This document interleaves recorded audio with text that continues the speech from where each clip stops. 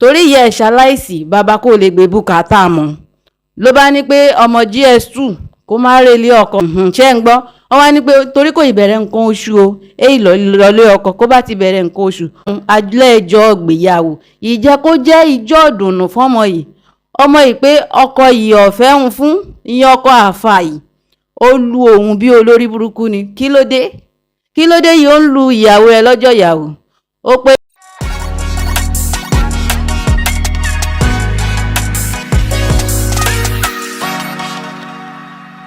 I just want do better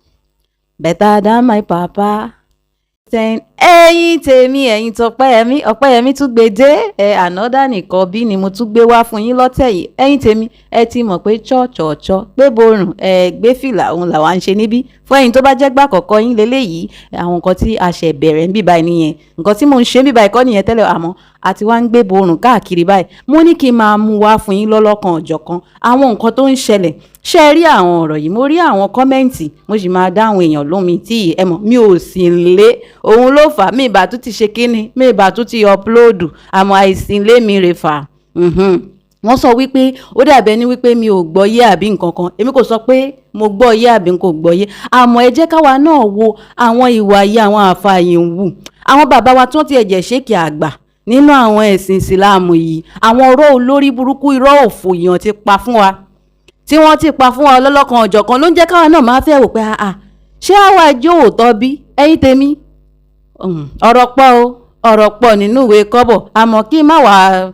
bá òkú lọlé olóró ẹ̀jẹ̀ ń tọ́kọ̀ sọ̀rọ̀ ọmọ nìkan bíi tó tún fẹ́ ṣí ojú báyìí o bẹ́ẹ̀ bá wà eléyìí náà tún fẹ́ ṣojú ni líò kọ́kọ́ máa post ṣé ẹ rí torí wípé eléyìí tó ṣí nìkan bìyà wò wá ń jẹ́ kí TikTok wọ́n tún suggest àwọn ànọ́dá nìkan bí fún mi bẹ́ẹ̀ ni ẹ̀yin tèmi ẹ máa rí kíní ẹ̀ tó máa yọ lẹ́yìn àwọn write up olùṣe sọ̀rọ̀ ó kọ̀ ni òun ló fà tẹ́ fi ní rí fídíò àmọ́ máma lẹ́yìn mi ẹ máa rí àwọn kíní tó kọ bó ṣe kọ ìtàn ẹ̀ ṣé ẹ rí ọmọ yìí ó pé GS2 rohùn wà lí bàbá òun tó introduce ọkọ sóhun ó ní ìyá òun ti ṣaláìsí ní 2016 kan ni bóyá 2015 ló pé ìyá òun ṣaláìsí torí ìyá ẹ̀ ṣaláìsí bàbá kò lè gbé bùkátà mọ́ ló bá ní pé ọmọ GS2 kó má relé ọkọ ó ní òun rántí dáadáa January ni òun dé láti iléèwé òun wà ní GS2 ọmọ 13 years lòun ní bàbá òun ló introduce ọkọ yìí ó máa fẹ́ òun sóhun ló ń bá òun pé irú kí ni bàbá òun ń sọ yìí ìpín gbọ́n máa wà lọ́wọ́ àbọ̀ òun kò ìbẹ̀rẹ̀ nǹkan oṣù ṣé ń gbọ́ wọ́n wá ní pé torí kò ìbẹ̀rẹ̀ nǹkan oṣù o èyí lọ́lé ọkọ kó bá ti bẹ̀rẹ̀ nǹkan oṣù ó ní òun rántí dáadáa pé lẹ́yìn oṣù méjì inú máàṣì bá wà ní menstruation òun dé lẹ́yìn menstruation yẹn ilé ọkọ yára yẹn ó ní lálẹ́ ọjọ́ yìí ọkọ fẹ́hun alẹ́ ẹjọ́ gbéyàwó ìjẹ́ kó jẹ́ ìjọ́ ìdùnnú fọ́mọ yìí ọmọ yìí pé ọkọ yìí ọ̀fẹ́ ń fún ìyẹn ọkọ àfà yìí ó lu òun bí olórí burúkú ni kí ló dé yìí ó ń lu ìyàwó ẹ lọ́jọ́ ìyàwó ó pé torí ọmọ yẹn kò tẹ̀ abẹ́lẹ̀ fóun èjẹ̀ kóun bá òun sùn ọmọ ní pé torí òun kò ní fílíǹsì òun kò nífẹ̀ẹ́ àfà ṣòye yìí so kò jẹ́ kí ara ọmọ náà lè gbèyàn gan pé káàfà bá òun sùn bóyá ọmọ tó ní pláàni fúnlé ayé pé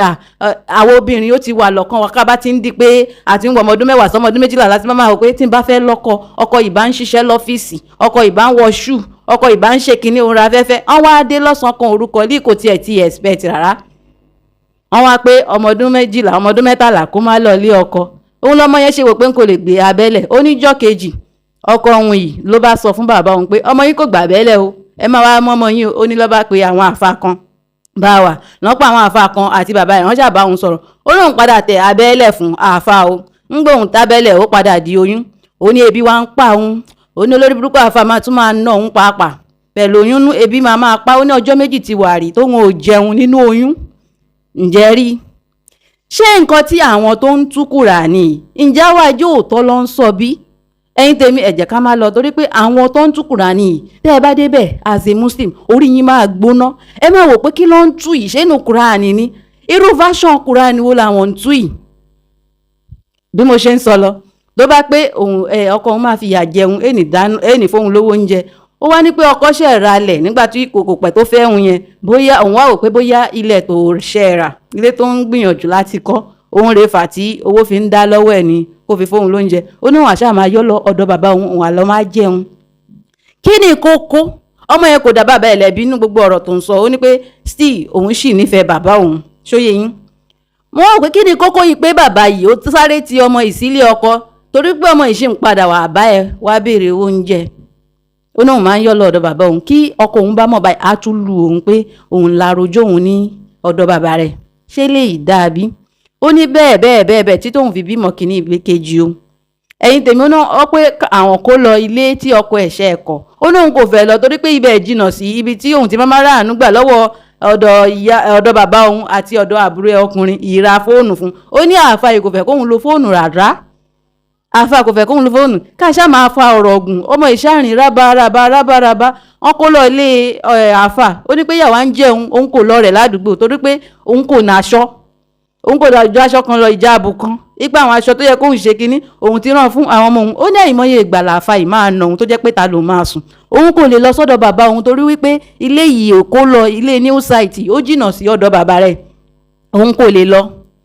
Àwọn àwa sùn ta. Èdè láwọn ọ̀rẹ́ ládùúgbò. Ẹ máa wo ẹ̀yin tèmi. Ṣé ó lè jẹ́yàn lèèyàn bí ọmọ obìnrin yìí? Kéèyàn má fìlì fún. Wọ́n dẹ̀ sọ wípé ó pọ̀ rẹpẹtẹ. Tí n bá ráyè ó ṣeé ṣe kí n fi comment section náà sí ẹ̀yìn mi kó má ṣò. Àwọn tó ń ka kínní náà sọ pé this is my story. Ìmí máa sọ pé ọmọ ọdún 18 years lòun. Ìmí máa ní 17 years lòun tó ti òun lọlé ọkọ. Ojú òun rí máa bo ọkọ òun fẹ́ lù òun pa. Àwọn àfa ìdẹ́ ni. Àwọn àfa yìí ni. Ṣé rí láti ilẹ̀ kí n tó wá sílùú yìí ilé àràbò lèmi wà. Ilé àràbò ni mo wà. Kí n tó wá sílùú yìí n kò kí n gbọ́ àwọn àfa kínní. Nígbà tí mo wá sílùú yìí àsàlátù n kò lọ sàlátù mọ̀ torí nígbà mo dé ìlú mo mọ̀ pé èsì nǹkan tó ń já sàlátù. Torí ẹni mo ṣe gbogbo àwọn international sheikh lèmi máa ń lísìn sí lèmi máa ń gbọ́. Èmi kò ń gbọ́ àwọn bàbá yẹn torí létà àwọn tí mo wá wà lórí TikTok tí mo wá rí bọ́ àwọn bàbá yẹn ṣe ń pa mọ́ pé èmi kò kún gbọ́ wọn tẹ́lẹ̀ n kò ń gbọ́ wọn. Irọ́ òṣì irọ́ òfò yọ̀ wọ́n máa pa kọ́ ṣáà ti máa gbowó. Ẹ má bínú pé mò ń bọ́ àwọn afẹ́yìn afátẹ́ bá wà ń bí àmọ́ kíní yẹn ń dùn yàn. Bí mo ṣe rí kíní ọmọ yìí ó ń dùn yàn torí pé ọmọ yìí náà ti fẹ́ ṣí ojú báyìí. Ṣé ìsìlámù ẹ má jẹ́ ń sọ̀rọ̀ lé ẹ jẹ́ kí n má bá a lọ. Ọmọ ìṣá àsọ níbi tí mo sọ̀rọ̀ dé ó ní pé a máa ti òun mọ́ta a máa lu òun àmọ́ òun ní pílánì yìí òun fẹ́ ṣe fún ọkọ òun wípé òun fẹ́ fi ọkọ lẹ̀ wá. Ó ní kí ṣáà máa fọ̀rọ̀ bọ̀ ìyá yẹn ṣáà ń jẹ́ mọ́ra wọn. Ó ní njọ́ kan bó ṣe lu òun nìyẹn òun wá sọ wípé òun kò ní sùn ta. Òun wá sọ pé òun máa lọ sí ọ̀dọ̀ àbúrò wọn ọkùnrin òun máa la sùn bẹ̀. Ó ní bóun ṣe jáde ipò òun lọ ra nǹkan fọ́mọ ni ó pé ebi ń pa ọmọ indomie ni ọmọdé fẹ́ jẹun wá ní kóun lọ ra indomie ọkọ pé kóun má lọ ra indomie òun náà ṣorí kunkun ńgbó tí mọ̀ pé òun máa lu òun. Ó náà fíìlì pé àsìyà pé ńgbà tẹ́bi ń pa ọmọdé fẹ́ jẹ nìyẹn òun bá jáde òun bá lọ rà lóye tilẹ̀kùn nìyẹn òun wá wò ó pé òun kò ní sùn ìta àfi kóun ṣe kíni kóun lọ sọ fún kóun lọ sùn ọ̀dọ̀ àbúrò òun. Ó náà wò dẹ̀ múra dáadáa àmọ́ òun wọ ní kọ́ọ̀bù. Nígbà tí òun ṣàǹdá àwọn ọlọ́kadà dúró náà ọlọ́kadà kò dúró fóun kí ló dé torí wípé ní kọ́ọ̀bù tóun wọ̀. Ó ní àfìgbà tí òun wá lọ mú tóun lọ ra nose mask tóun fi bo imú òun lòun tó rí ọ̀kadà yìí máa gbé òun dé ọ̀dọ̀ àbúrò òun. Ó ní òun dọ́dọ̀ àbúrò òun kẹjọ́ òun rò ó ní òun ti sọ pé òun ò ní rẹjọ́ kankan fún èèyàn mọ́ pé àmọ́ àbúrò òun ọkùnrin làbúrò òun yẹn pé kò sí wọn lè ṣe mọ́ àti mi ẹ ti bímọ méjì síbẹ̀ ilé ọkọ yín náà dẹ̀ ni ó ní àbúrò òun kò fi kan ṣe méjì ju pé kó bẹ́ẹ̀ ọkọ òun lọ lòun bá tún padà. Ẹ̀yin tèmi ká má fa ọ̀rọ̀ ìgùn torí mo tẹ̀lé sítórì ẹ̀ lẹ́sọ̀ ẹ̀sọ ni ó ń re fà tó túbọ̀ jẹ́ kí n pẹ́ kí n tó wá update yín fún eléyìí mo tún ṣẹ̀ṣẹ̀ rí yìí o amẹ̀bọ ṣèké náà tún yìí ó máa gbé wa lágbára Ọlọ́run. Ẹ̀yin tèmi mo ṣe ń sọ lọ ló bá ní pé òun ṣàpadà lẹ́yìn yẹn àna òun aṣọ oríṣiríṣi nǹkan òun ṣàna aṣọ mọ́ iṣẹ́ tóun ń ṣe tó bá ti káwọn mọ́ díẹ̀ wípé òun ṣiṣẹ́ òun rówó báyìí àwọn nǹkan tóun bá fowó ṣe ọkọ yìí máa kó ó máa jí kó ó ra fóònù ẹ̀ẹ̀mejì ọ̀tọ̀ọ̀tọ̀ ọkọ jí mú àwọn nǹkan tó fi máa ní tẹ̀síwájú lọ́kàn ń ṣe kí ni ló ń gbámú torí pé kò fẹ́ kó mix máwọn èèyàn káwọn èèyàn máa là lójú. Ṣé yẹn dáa ẹ̀yin tèmi dáa rárá. Káṣá máa fọ̀rọ̀ gun ó ṣàná òun gba ká mú àmọ́ òun mọ nǹkan tóun fẹ́ ṣe ó ṣàlọ́ ó bọ̀ ó ní pé ọjọ́ kan òun bá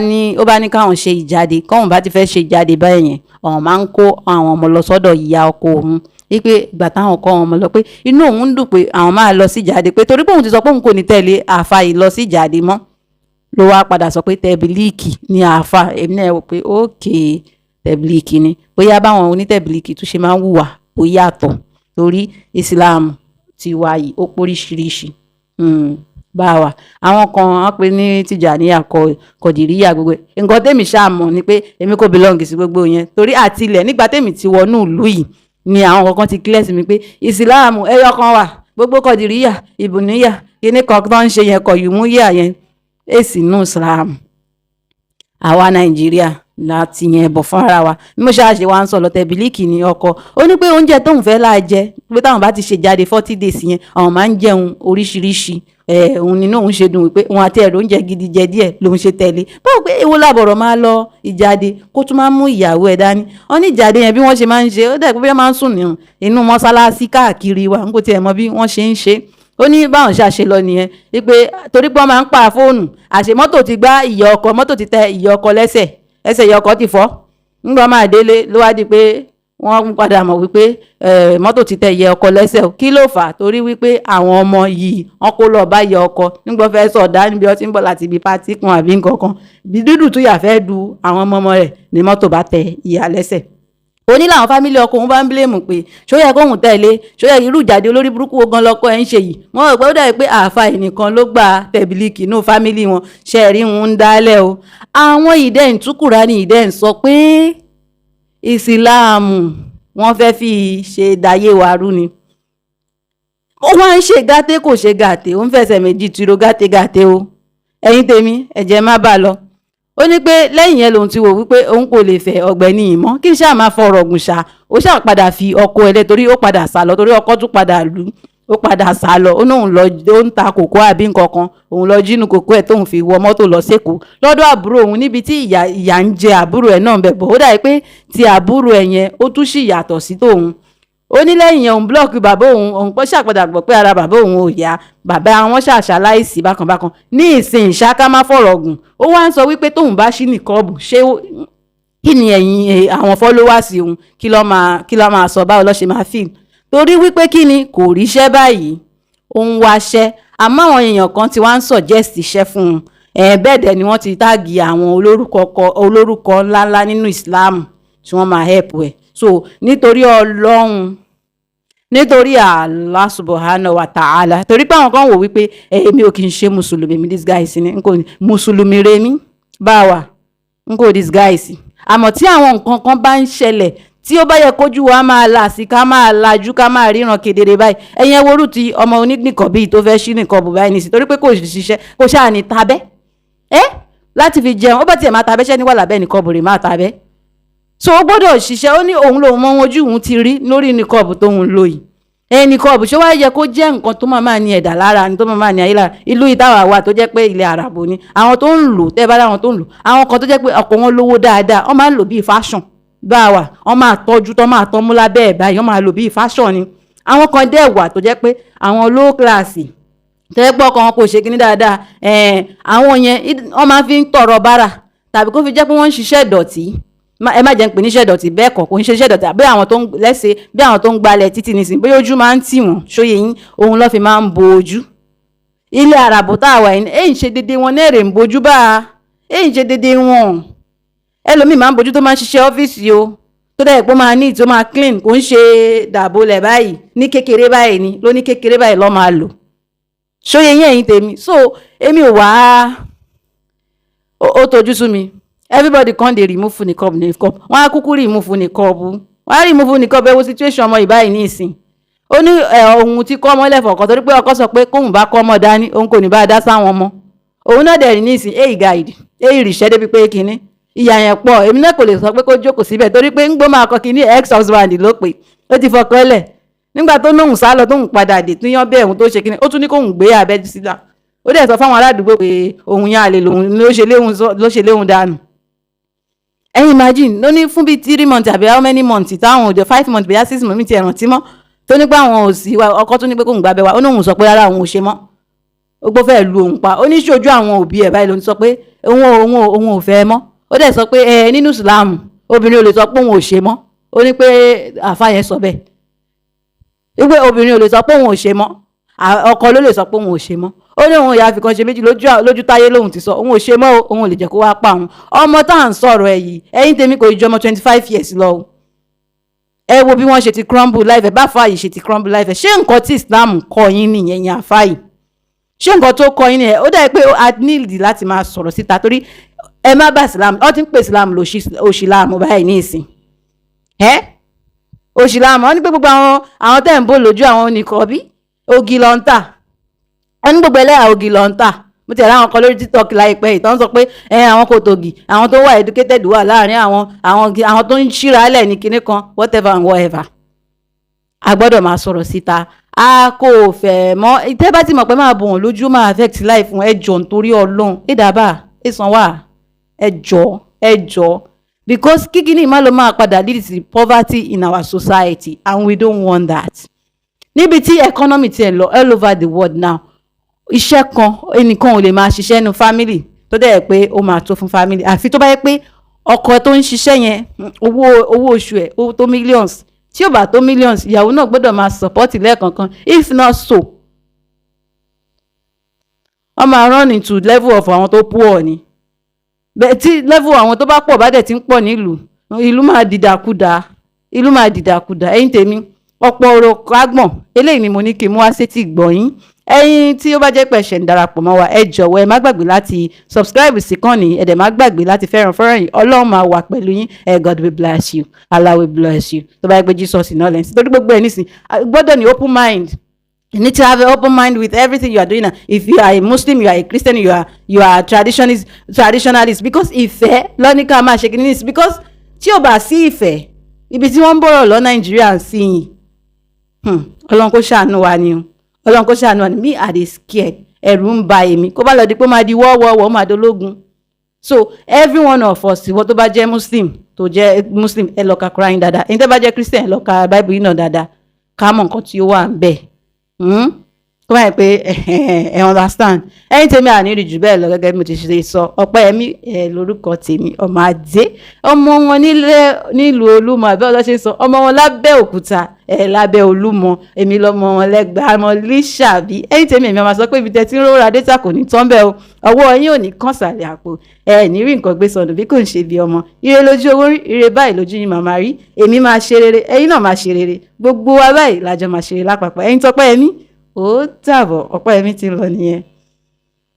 Ẹ̀kọ́ tí ẹ bá dẹ̀ rí kọ́ nínú nǹkan tí mo sọ yìí ẹ jẹ́ ká mọ̀ a fẹ́ gbọ́ látọ̀dọ̀ tiyín náà ní abala ìrántí ìyẹn comment section. Ọpẹ́yẹmí máa tún máa rí yín. Ó dìgbà.